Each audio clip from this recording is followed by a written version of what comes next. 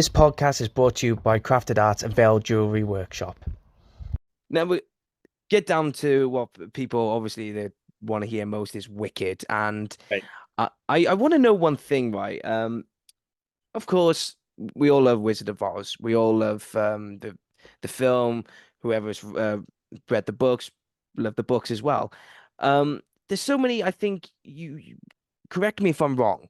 There were so many unanswered questions that you wanted answers, and that was one of the reasons why you wrote Wicked. There was like, well, why does she do this? Why does this character do that? Is there a reason? Is that one of the reasons why you wanted to write Wicked to begin with? Yes. Well, I think the story of the Wizard of Oz is a really wonderful story. I think in some ways it is a better story than the author was actually capable of writing, which sounds peculiar, but all the other writing he did for the rest of his life was not as good.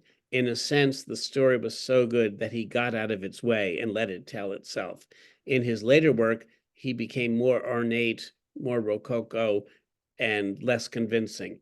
But he told the first story in what I think of as American plain style of writing. Just this is what happened. This. Told it very flat and in declarative sentences. Um, and he followed his imagination and had a good imagination, invented lots and lots of stuff, but he wasn't particularly good at tying up loose ends. And uh, since it is a story for children, stereotypes were used. For instance, the most famous one being when Dorothy in The Wizard of Oz is directed to go to the Emerald City to ask the wizard to send her home. The famous negotiation that they make is the wizard says to Dorothy, in Oz, everyone must pay for what they receive. Do something for me, and I will do something for you. And Dorothy says, oh, all right, well, what is it? And the wizard says, I will send you home if you kill the Wicked Witch of the West. And at this, Dorothy starts to cry a little bit and says, but I never killed anybody. And the wizard says, sucks to you, it's your fault. Heavy math, you like, isn't it? uh, Nevertheless, this is what I demand. Remember, he says, she is wicked, tremendously wicked, and she deserves to die. And Dorothy says, oh, okay then, and then goes off to do the wizard's bidding. Now, in the movie, the famous 1939 film starring Judy Garland, which is how most of us know the plot, the wizard doesn't ask Dorothy to be a paid political assassin. He asks her to get the witch's broom. Um, but it's effectively the same thing. And in the movie, Dorothy kills the witch by accident, by accidentally splashing her with water um, that she intends really to put out the fire on the scarecrow. But she douses the witch because the witch is in the way, and the witch melts, and so her death is kind of second accident. Dorothy's a pretty lethal person to invite to a party. She's constantly dropping houses on people and killing people with buckets of water, and it's like, can you go wait in the backyard? We'll throw you your dinner plate through the window. We don't want you in here.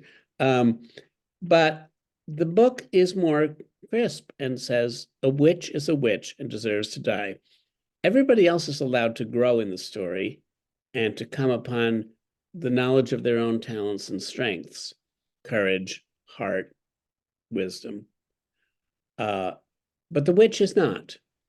And even as a kid, while I didn't like the witch, and I certainly was terrified of Margaret Hamilton playing, her in the movie, I nonetheless always found it a little creepy, even when I was 8, that Dorothy, when she gets back and learns the truth that the wizard doesn't have any power to send her home, um, and says, "You're a bad man," and he answers, "I'm not a bad man. I'm just a bad wizard." And again, she swallows it. Oh, okay. You just made me kill somebody, but you're not bad. Oh, okay. I buy that.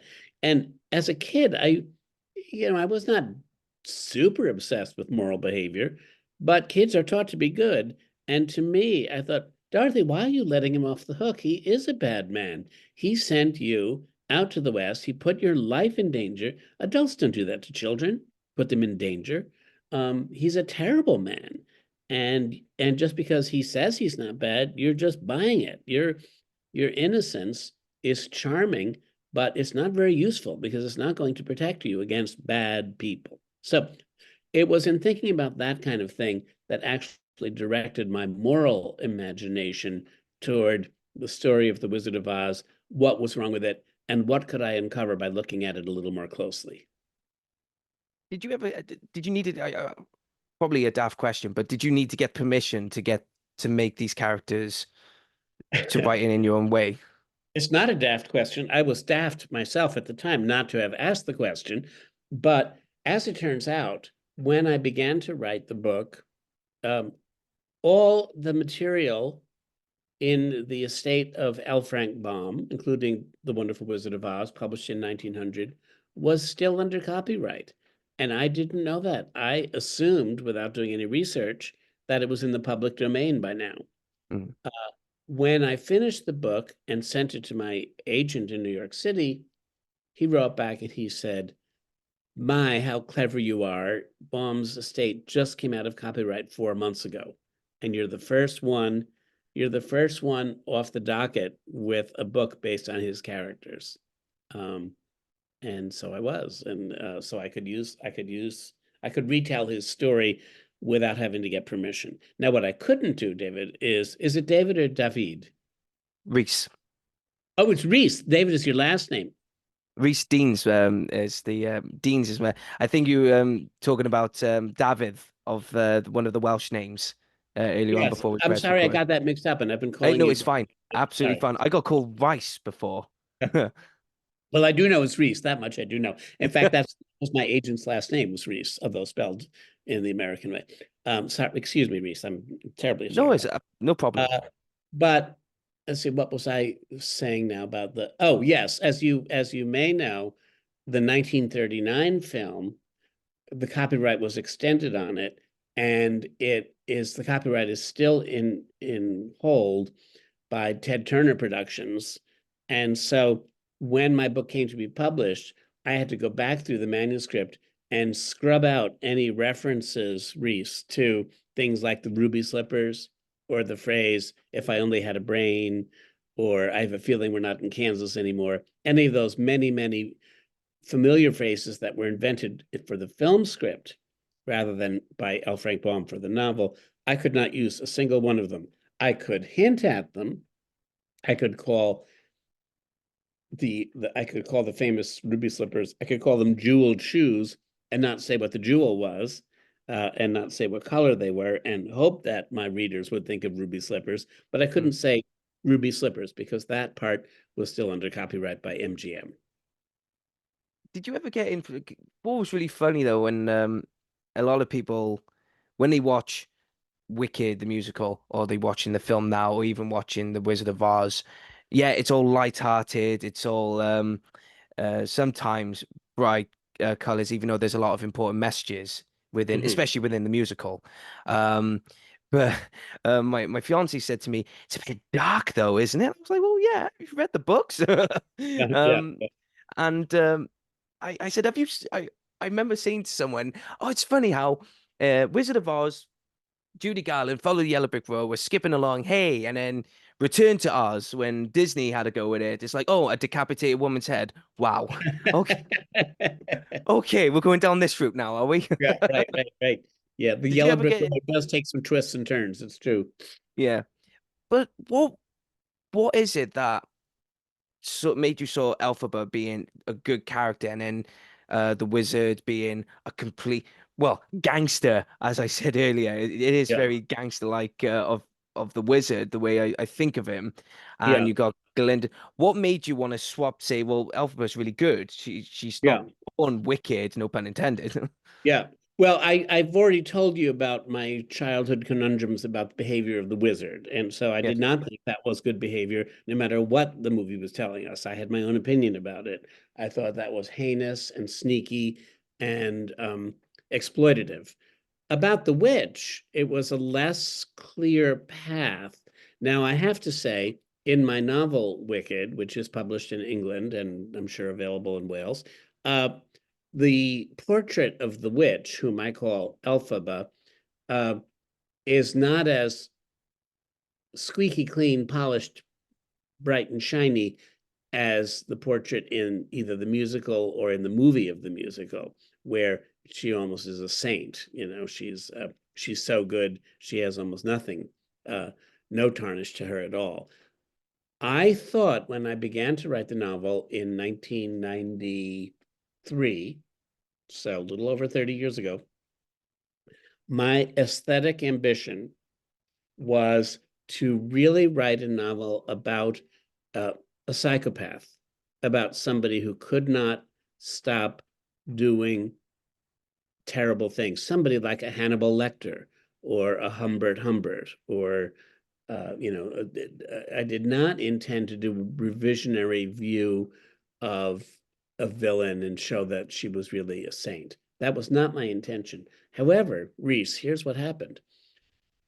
A writer, I believe, has an obligation to look at the material that is coming out of his or her pen and read it and ask himself or herself, what is my subconscious trying to tell me here?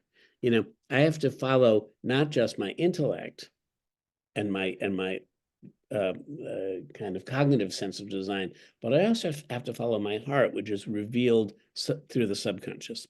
So I started out writing about the Wicked Witch of the West, intending to make her as scary and creepy as possible. In my book, she's born with a set of snake's teeth in her head. She's green. She's unpleasant. Uh, and at about page 40 in my book, she hasn't even learned to walk yet. She's crawling around on the floor and she pees on the floor. And I have her putting her face down to the floor and smelling her own pee and smiling at it. And I wrote that scene intending to show how repulsive she was and how unhuman, inhuman she was. The next morning, when I got up in my flat in London, where I was living, and I read the passages I'd written the night before to see where I would be starting next and moving on. I read that passage about this child doing something unsavory and unpleasant. And you know what? What happened? My heart broke. I said to myself, oh, you poor thing. Nobody is ever going to get you, are they? You're just you're just going to be alone and no one's ever going to get you. It doesn't matter whether you're good or bad. What you are is alone. And then I said to myself, Gregory, you have to stop trying to force this character into being a psychopath or a sociopath. You have to stand back and let your subconscious tell you what's going to happen to her. And you read it while you're going on and you watch what you're seeing and understand who she is. She will tell you who she is. So in that way, I ended up writing a character that I think in my novel is much more human than saintly. She's neither good nor bad, or I should say, she's both good and bad. She definitely makes mistakes and makes some really wrong choices. And she has ambitions to do good for the world. This Mm. seems to be a profile of almost everybody I've ever met in my life. Yeah. She is who she is. And Yeah. that's well, that's life as well, isn't it? It's like you are who you are, and you can it's like what was it mustard? You either take it or leave it. This is who Alphabet is. Yes, right. Right. Exactly. She's not, and she can't change who she is. Few of us can. And we have to get on with it, and so does she. So that's why she became Elphaba, and that's why she became um, I did have some models for her. One of my models for her was the British writer Virginia Woolf, Mm. who I think was super intelligent, super creative, and a little shirty by being a woman in the 19 teens, the Edwardian and late Victorian times, and initially, considered to be a second-class citizen, even by her educated father and her doting mother. Women were considered second-class citizens next to the boys in the family and the men in the family. And so I wanted Alphabet to be smart and canny the way Virginia Woolf was. And in the latter part of my novel, which doesn't track how the play and the movie will unravel, undevelop. In the latter part of my novel, she is, I think of her as being more like the American poet Emily Dickinson, who, after some hard romances, basically retired to her upstairs room, wrote her poetry, and never came out again, and died a spinster, having delivered to the universe one of the greatest collections of poetry, written in the last 600 years, but not being much recognized in her lifetime Mm. and cherished by her family, but not too many other people. And that's who Elphaba was to me in the second part of her life. When it first got published, it only sold 500,000 copies. But was you just happy that it was published, or was you a bit disappointed of the way it came out, the way it sold many copies, the reception? But what was your feelings towards Well, the? I don't know. You're a writer, and you know what the number 500,000 means. There is no way that's a disappointing number No. to a novelist. I mean, most books, even most well-reviewed books, if they sell 10,000 copies, that's considered a hit. 500,000 copies is a lot of books. Mm. Now, mind, we're talking over a 7-year period or so before the play opened. It was actually closer to 1 million copies before the play opened. So it never hit the bestseller list per se, the year it came out. But what happened was it did become what in American parlance we call a sleeper. It just grew from through word of mouth, and for about the first 10 years or 12 years, every reporting season in the United States, it's every 6 months. Every sales reporting season, the book sold more than the season before. That's just it's constant ascent of numbers of copies sold every year. Um, Usually books sell, the book gets launched, the first 2 months they sell this much, and then Yeah. straight nose first into the ground. So I dispute the way you pose that question. I wasn't disappointed at all. In fact, I made enough on that book to basically buy my house before Broadway came into the picture. So I was not unhappy with it. Doing research, it said unsuccessful, so I'd be happy to sell 500 I copies know. myself. It is very. I've seen that research, and I've like my eyebrow gets raised and knocks against the ceiling. Really, who do you know? I mean, people like Stephen King sell 500,000 copies. Margaret Atwood, most people don't. Um, Mm. anyway, Uh, so it was Oh, not there we go. Oh, it's unsuccessful. successful. Just scrap it out. It is successful. I mean, come on, as an author. Yeah. I mean, I love it. But when the musical did come about, I think it was it Universal Pictures at the time that bought the rights to the book, and then Yes, yeah, about 3 weeks.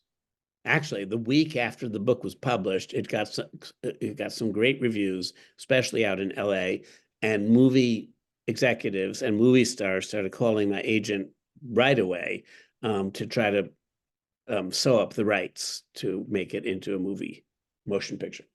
And I eventually went with the American actress Demi Moore, uh, because she had an existing business relationship with Universal Studios. So it wasn't a case.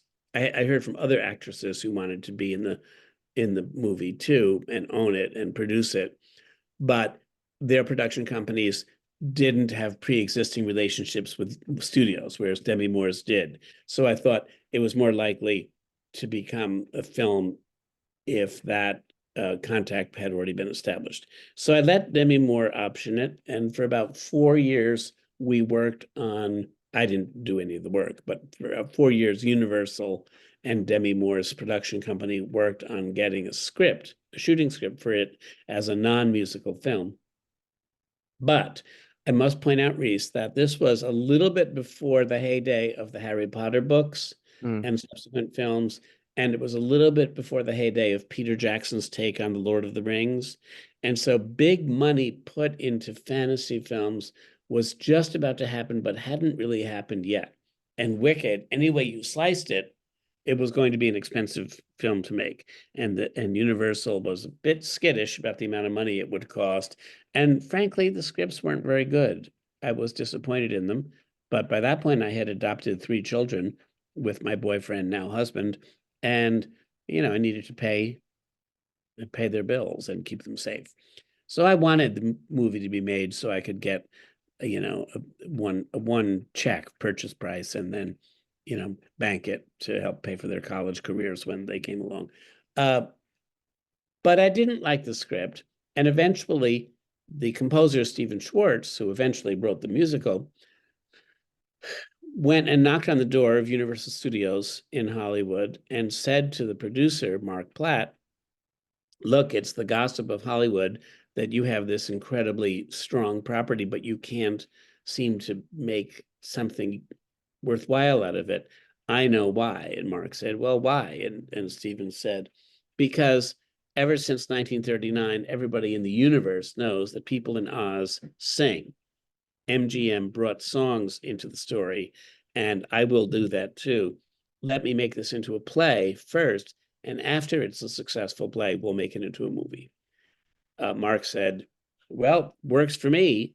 I'd love that thought, but you'll have to convince Mr. Maguire because he's the one who owns the property and he will have the final say on whether or not this could happen. And frankly, he has kids and he would rather have a big check from a movie studio than a small check from a theater on a tentative, speculative kind of um, project. But Stephen Schwartz came to me. We met. I knew who he was. I knew his work. I did like music theater quite a bit and do. And I was easily persuaded that he was right. People in Oz do sing. And furthermore, my book has a sort of 19th century intensity about moral issues. It's also free of jargon because Freud didn't really show up and start changing the way we talk about character and behavior until the 20th century. And my book, set in Oz, doesn't have to deal with complexes and repressions and things. It's more Dickensian.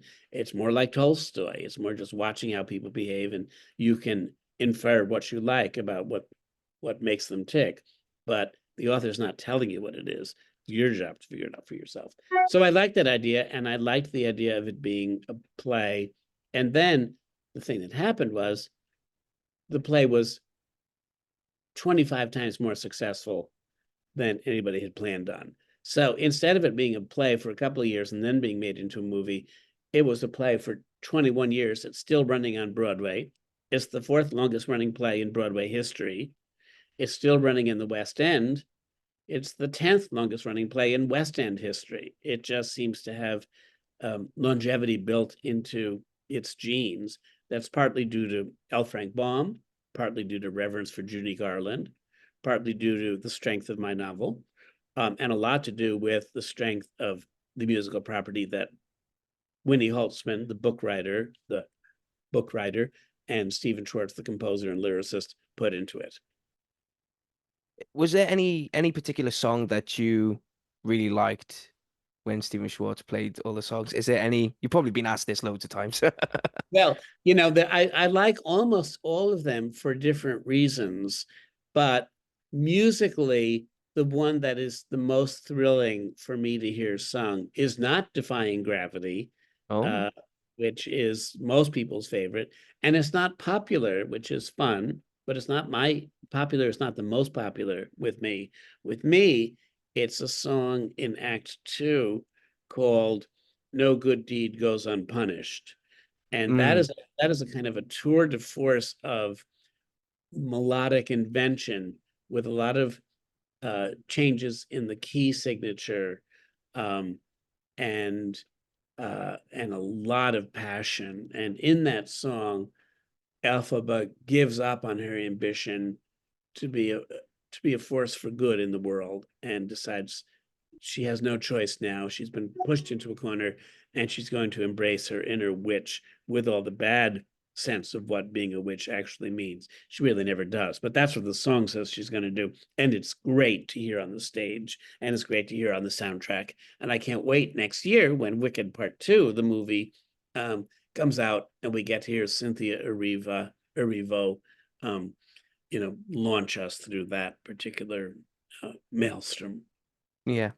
Did you ever have the opportunity before you met? Because I seen there was a picture of you with Ariana Grande and Right. Cynthia. Uh, I can't pronounce her name. Is it Erivo or Evro? I say Erivo. I'm not sure if I'm not sure which is correct. Neither do I. If Cynthia's listening, sorry. Um, but there was Adina Menzel Right, and Christian Chenoweth, right? right. Which both of them, spoiler alert for those who have not seen it yet, they're in it, and but it's that powerful voice of Idina Menzel doing Defying Gravity, and then there's Christian Chenoweth's lovely, warm-hearted, popular song. Yes. Did you ever get the chance to meet him, and what was it like just to see those characters come to life from your book going onto the stage? Oh yes, I've met both of them many times actually over the last 25 years. We are, like cousins almost. If they happen to be in town, by which I mean the Boston area, I make every effort I can to come see them and then go backstage and go around, as Alan Bennett would say, and give them a big warm hug and usually bring them some presents. uh, they furthermore, both of them have almost grown up with my children. I mean, when they first met me, my kids were all under the age of 5, and I would go to New York, dragging them along. Now my kids are in their mid-20s, and when I take them backstage to see Kristen or Adina again at one event or another, they fall into each other's arms like they're long lost cousins. It's so, so sweet. And since my kids don't have a mother, they have two dads. The fact that these actresses of such renown can lavish upon my children such affection without pretense uh, is something for which I will always be grateful. They have really given my children something wonderful, and similarly, Cynthia uh, and Ariana both greeted my daughter for the first time in Hollywood earlier this month. With warmth and affection as if they'd known her whole life, even though she's 23 at the time of meeting them. With when it came to one other individual, Jeff Goldblum playing the Wizard, because there's always that character, the Wizard of Oz. Um, what was it like to meet him if you did meet him? Because I just imagine him being that suave, just cool, calculated man. It's like, hey, how's it going? I just be there going, it's Jeff Goldblum. Yeah.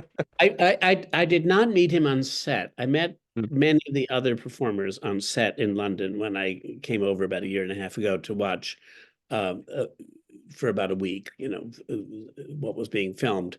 I did not meet him because he had actually, I think, wrapped all his scenes already, um, and he wasn't there. So I didn't meet him until the 7th of November this month when I was out in Hollywood for the Hollywood premiere. And I approached him and he kind of smiled, warily. And I introduced myself to him as the person who had written the novel Wicked, and he reared back like, and I thought he was going to slug me. It's like, you? Uh, but he was very warm and quirky in his thinking. And what was interesting was his slightly off the beat rhythm of speaking is a natural way of speaking. He doesn't just put that on for being in a performance. It's actually how the words come out of his mouth. Mm. Slightly loping, some small arrests, and then some hurried upness. And he was totally charming and totally interested in thinking about the character of the wizard and continuing to unpack with me and for me what he thought was in the Wicked's basket of psychoses, let's call it. Did you have any? I know it's you got their own script writers and their own casting directors. But did you ever, when you were writing the characters in the book or where before, they were going to do the film, did you have any ideas of, oh, I would like to see so and so play Elphaba or so and so to play Galinda? Did you ever had that thoughts before the I, film I was going to come?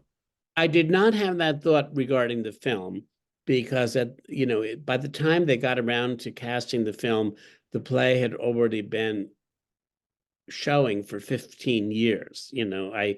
I've I hold it in a great deal of affection and I attend to it um, as I need to professionally and emotionally, but it is not my whole life. I have 42 other books out and I have a family and lots of brothers and sisters. I have political commitments and I have uh, nonprofit commitments. I'm very interested in literacy and in environmentalism. And I put my attention to lots of things, not just the care and feeding of the wicked enterprise, which is huge, but I don't have to do too much about it.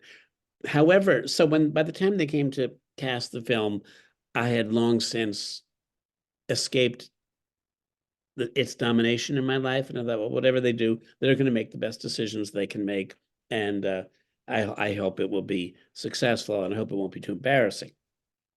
When I was writing the book, however, Reese, uh, and this is now 30 years ago, I actually cast characters from the performing arts in the roles in my head so that as I wrote different scenes, I could see them being played out in my mind by different performers from that period. For instance, uh, Madame Morrible, who is played by Michelle Yeoh in the film, in my mind, she was played by Angela Lansbury. Oh, Angela Lansbury. Yeah, she would have been a great, scary Madame Morrible had she been around. Had they made the film 10 years ago? Uh, Michelle Yeoh is great. Don't get me wrong, but I didn't know Michelle Yeoh 30 years ago. Uh, uh, I had as Glinda, uh, that actress. It's not Michelle Pfeiffer. Michelle somebody who was in Working Girl. She has a very high voice and lots of curly hair, and she was my Galinda. What is her name? Michelle Pfeiffer also has curly hair, but her voice is lower. Um, and uh, and for Elphaba, who I knew could sing in my novel, she sings even before I knew that this was going to be a musical. In the movie of my mind, being based on my book as I was writing it, Elphaba was played by K.D. Lang, the American singer. Mm. K.D. Lang, 30 years ago, was immensely popular. She had dark hair and a strong profile, like an axe edge. Very beautiful, but not your classic definition of what you think of when you think of as a Hollywood, beauty star. And I saw Alphaba as being arresting, in fact, as being somebody you couldn't take your eyes off of, but not in the traditional Hollywood pinup, you know, uh, kind of glamour. So those were some. Fierro in my movie of my mind was being played by the very young Antonio Banderas in Mm. the first 3 or 4 films he did um, for Pedro Almodovar, where he has his hair, and he just absolutely gorgeous and seductive. I think Jonathan Bailey does a pretty good job doing that role myself in the movie. So that was what I did, but I did not cast the current movie in my mind. I was content to just sit back and keep my big mouth shut and watch how it unfolded. Last question on Wicked before we can move on to the other books that you have written. Um, Now you're proud of the story, proud of the book, proud of how far it's come. Was you expecting it to be a success as it is now, especially the high level of popularity, success, like you said, of oh, it's been going for 10 years and this, that, and the other. Was you ever expecting that at all? No, I don't think anybody who goes into the arts for a living or even as uh, an avocation um, thinks that they are ever going to be successful. Success is not really part of the ambition. If they're going to be successful, it's successful on their own terms. Did I see clearly enough what I wanted to do? And did I bring all my current strengths to bear on the project at hand? That's how success is measured. Did I fulfill my own ambitions? Not did I make money? I did not expect to make money. I thought it was not a bad idea. And I thought, if anything I've ever done makes a little money, this will be it. There will be a little cohort of slightly nerdy people who like this book because they like things like this. And I'm one of them. But I did not see it as, I often say, tweaking a gene on the double helix of popular culture, as it seems to have done. Thank you guys for tuning in to the Creative Space podcast channel. Make sure you like, share, and subscribe to the channel so you can be notified for more content in the future. Thank you once again.